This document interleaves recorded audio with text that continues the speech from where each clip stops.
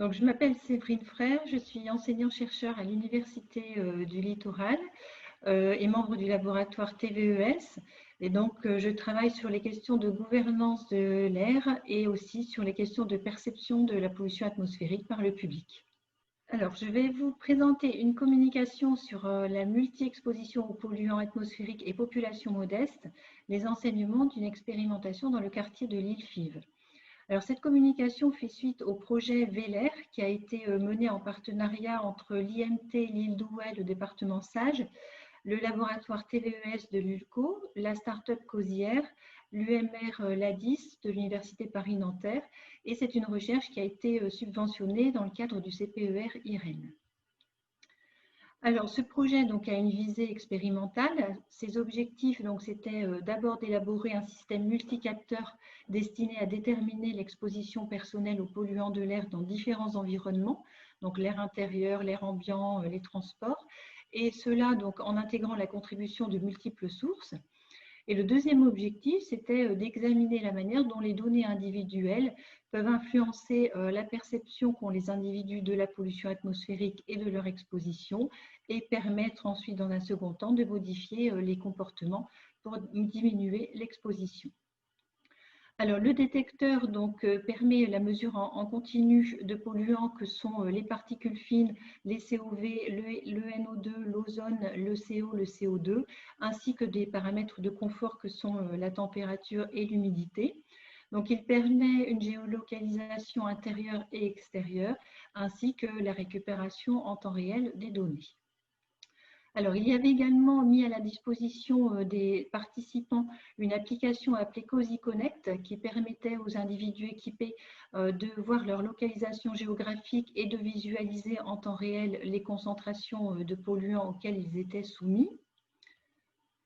Le terrain d'enquête a été le quartier de l'île Fives à Lille et les 9 participants ont été équipés entre 12 et 15 jours. Alors, pourquoi le choix du quartier de l'île Fives? Tout simplement parce que nous avions vu dans des recherches antérieures qu'il s'agit d'un quartier vous voyez, où la défaveur sociale, la défaveur socio-économique est particulièrement élevée. Et il s'agit également, comme vous le voyez ici sur une carte qui a été réalisée par Florent Uccelli, d'un quartier qui est contaminé par 3 types de pollution atmosphérique. Donc, on a là une population qui est exposée et il s'agit également d'une population défavorisée qui est souvent très peu enquêtée dans les recherches. Donc, vous avez ici le profil du public enquêté. Alors, nous avons choisi donc, des populations qui se situent dans les catégories populaires selon la classification INSEE. Donc, il y a des revenus modestes.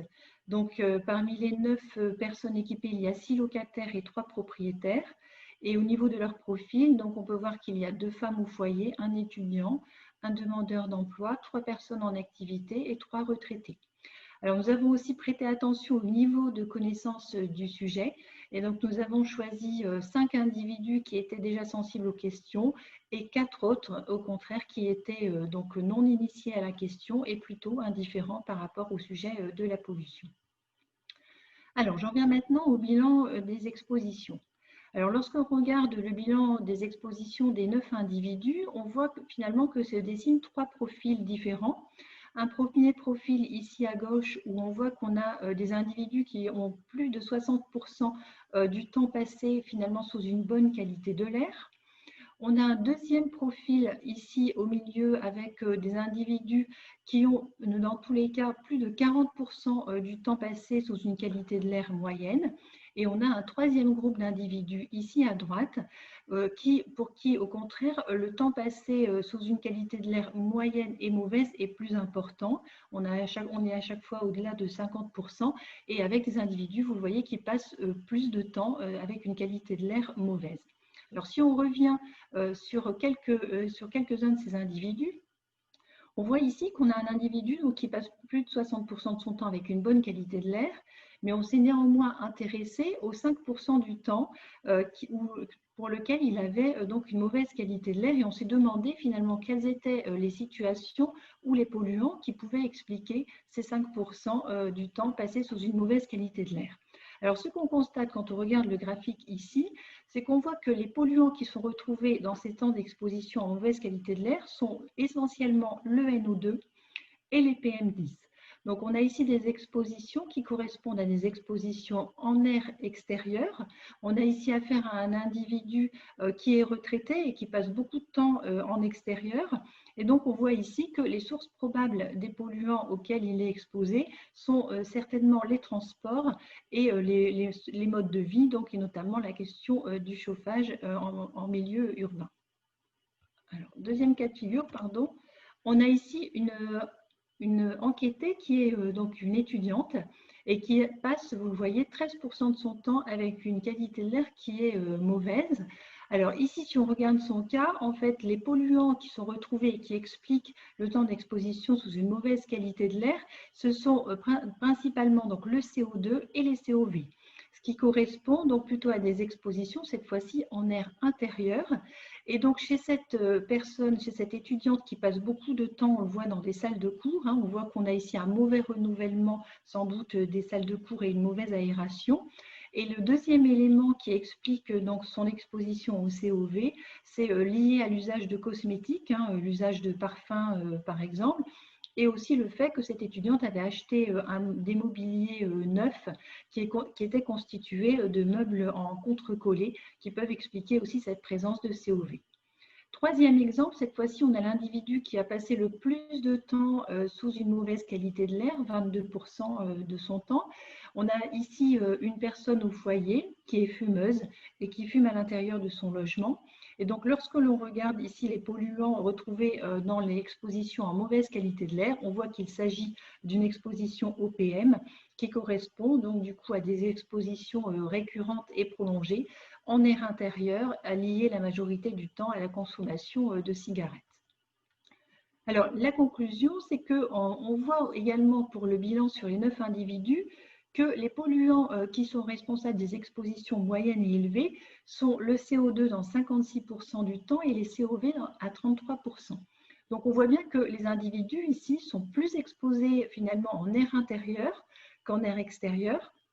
Mais on voit aussi que selon les individus, on a une réelle diversité des polluants qui conduisent à une exposition élevée. Et donc finalement, cela montre bien l'intérêt qu'il peut y avoir d'avoir un dispositif qui vise plusieurs polluants avec une résolution temporelle fine. Ce que montrent également les résultats, c'est aussi l'importance de prendre en compte l'ensemble des polluants et des paramètres de confort pour pouvoir apporter une vraie étude sur la multi-exposition aux polluants de l'air. Alors, l'expérimentation a aussi permis d'identifier des expositions en fonction de situations particulières. On voit ici, toujours dans l'exemple d'une étudiante, que lorsqu'elle est dans une salle de classe, hein, donc lors de ses cours, on a ici un premier cours de 14h à 16h, un deuxième de 16h10 à 18h, on voit que les concentrations en CO2 sont élevées et que c'est bien donc la situation de confinement hein, qui explique donc son exposition. Dès qu'elle sort des cours, on voit les concentrations qui diminuent. On a un deuxième exemple ici d'un individu qui assiste à un concert et on voit donc les concentrations en COV qui s'élèvent et qui s'expliquent certainement par l'usage de machines à fumer durant le concert. Et donc, ces genres de situations-là nous permettent, vous le voyez, de sensibiliser les individus en leur expliquant finalement dans quelle situation ils se trouvent exposés à quel polluant. Et donc, ça me permet de faire le lien avec la deuxième partie de la recherche qui a porté plus sur la perception de la pollution et de l'exposition et qui consistait à voir dans quelle mesure les individus peuvent ensuite changer des comportements. Alors, on a réalisé des entretiens à deux moments, avant et après l'équipement des individus. Alors, ce que l'on voit, c'est que pour tous les participants, on a une véritable montée en compétences. Alors, j'ai mis ici un extrait d'un entretien mené avec un individu qui disait, donc c'est très intéressant de voir dans les endroits où on va des choses qu'on ne soupçonne pas forcément. Moi, par exemple, je m'attendais à ce que la pollution soit vraiment massive extérieurement et ici, au domicile, je pensais qu'on était assez protégé et en fait, pas du tout, c'est même le contraire. Le deuxième élément qui apparaît, c'est que la donnée individuelle facilite la prise de conscience de l'exposition. Là encore, on a un extrait d'entretien qui nous dit « c'est un sujet que je ne connais pas et qui est invisible, enfin pour moi ». Du coup, ça permet de rendre visible, avec ce petit choupi-là, hein, en parlant du microcapteur, ça permet de rendre visible des choses qu'on ne peut pas voir et de prendre en compte la réalité. Alors, pour autant, est-ce que cette perception de l'exposition permet la modification des comportements? Ce que l'on voit, c'est que les données individuelles sont un véritable levier pour la réduction de l'exposition à la pollution intérieure. Ici, on a un individu qui nous dit à l'intérieur, oui, j'ai pu agir sur la qualité de l'air. Mais à l'extérieur, pas vraiment. J'ai l'impression que ce n'est pas de mon sort, en fait, et que c'est compliqué. Donc, on voit bien ici que ça renforce aussi, dans le même temps, le sentiment d'une impossibilité de se protéger de la pollution lorsqu'on est en air extérieur. Et donc, on le retrouve bien ici dans ce témoignage. Moi, j'ai ouvert plus chez moi. Après, non, je n'ai pas forcément modifié des choses. Je trouve que c'est un peu difficile de changer des trucs par rapport à la pollution. Enfin, je ne me sentais pas vraiment en capacité de l'éviter. Un deuxième témoignage ici également qui dit « Je peux impacter un peu mon environnement proche, mais pour le reste, je ne peux pas faire grand-chose ».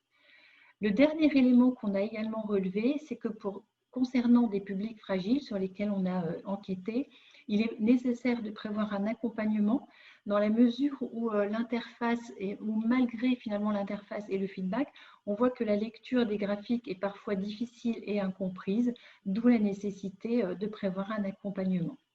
Voilà, je vous remercie et surtout, n'hésitez pas à envoyer vos questions. Voilà, merci.